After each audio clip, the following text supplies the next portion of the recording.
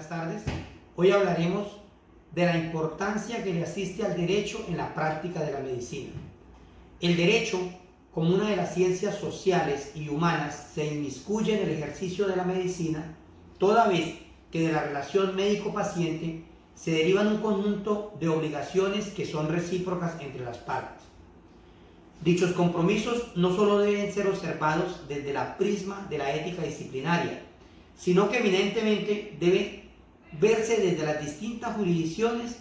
que le abarcan al derecho como ciencia. Entonces, pues, analizando lo anteriormente dicho, es palmario que como consecuencia de esa relación de carácter contractual, nace a la vida jurídica aquello que se denomina contrato de prestación de servicios de salud o contrato de prestación de servicios médicos. Este acuerdo de voluntades, según disposición legal, comporta unas características según la naturaleza del mismo contrato. Y entonces decimos que es un contrato principal, es consensual, es bilateral, es oneroso, conmutativo,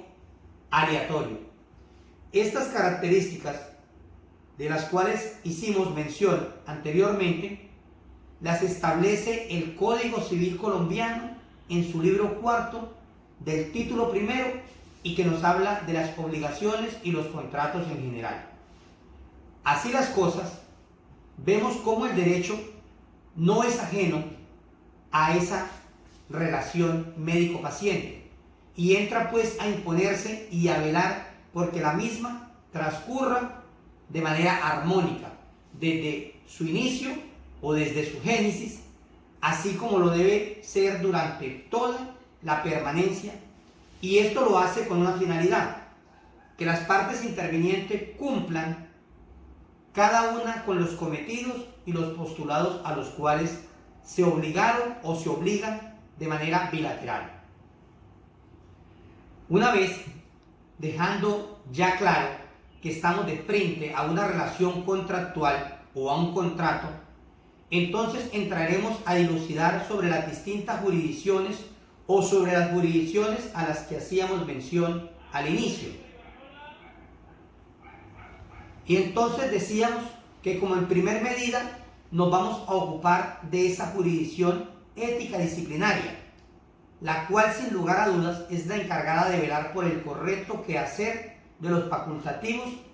en la práctica médica. Nos encontramos de cara con la Ley 23 de 1981, la cual comporta un conjunto de artículos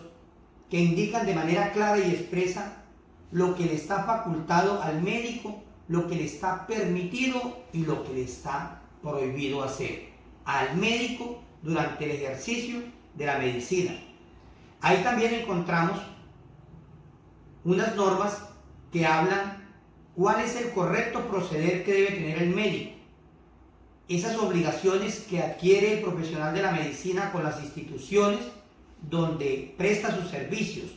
pero también hace mención de los derechos que tiene ese facultativo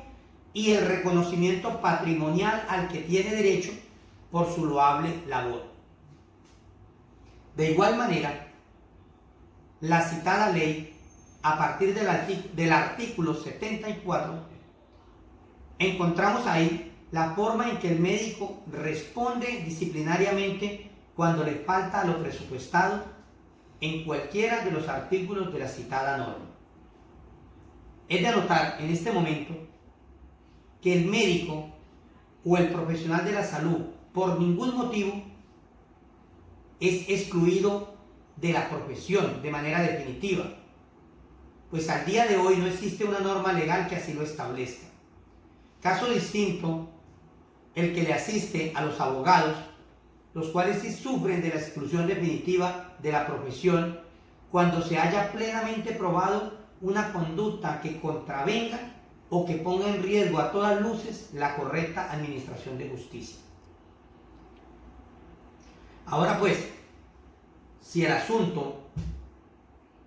del cual vamos a esclarecer o el cual se va a esclarecer es una mala praxis médica, y con ello lo que se pretende es el reconocimiento del daño causado y por consiguiente lograr una indemnización de los perjuicios acaecidos, entonces será requisito sine qua non acudir a la jurisdicción civil o contencioso administrativo, atendiendo en todo caso las circunstancias de tiempo, modo y lugar donde se originaron los hechos o el hecho dañino como tal. En esta parte es muy relevante hacer claridad sobre la jurisdicción, ya que dependiendo de la naturaleza jurídica del presunto infractor, asimismo se escogerá la jurisdicción debido a su competencia. Ejemplo, si el daño fue causado por una IPS perteneciente al sector privado o en su defecto el daño fue causado por un profesional de la salud independiente, este asunto será competencia de los jueces civiles, tal y como se encuentra establecido al día de hoy en la Ley 1564 del año 2012 o Código General del Proceso. En todo caso, atendiendo a los factores que ya se conocen para tales fines. Pero si por el contrario el hecho grosero tuvo lugar en una institución de salud del Estado, como es el caso de las empresas sociales del Estado, los hospitales públicos, sin lugar a dudas y sin ninguna otra discusión, este asunto como tal será competencia de la jurisdicción contencioso administrativo. Dicha situación se atiende mediante la figura jurídica del medio de control reparación directa. De esta forma lo establece la Ley 1437 del año 2011 o el Código de Procedimiento Administrativo y de lo Contencioso Administrativo. Ya para terminar con el tema de las jurisdicciones, se entrará entonces a observar o se debe observar si la conducta o el proceder desplegada por el profesional de la salud reviste importancia para la legislación penal, y en el caso que le sea relevante, que le sea de importancia a esta jurisdicción, esta misma se encargará de llevar a cabo todas las actuaciones tendientes a esclarecer los hechos, situaciones y circunstancias que originaron el actuar que puso en riesgo los bienes jurídicos legalmente tutelados, bien sea la salud o la vida, teniendo en todo momento en cuenta los postulados que se encuentran enmarcados en el Código Penal o en la Ley 599 del año 2000. Es oportuno en este momento dejar claridad que ninguna de las jurisdicciones antes mencionadas o traídas a colación son excluyentes la una de la otra. ¿Esto qué quiere decir? Que no es óbice ver recurrido a una para hacer uso de la otra. Inclusive se han presentado casos donde se integran todas las jurisdicciones con la finalidad de esclarecer un asunto.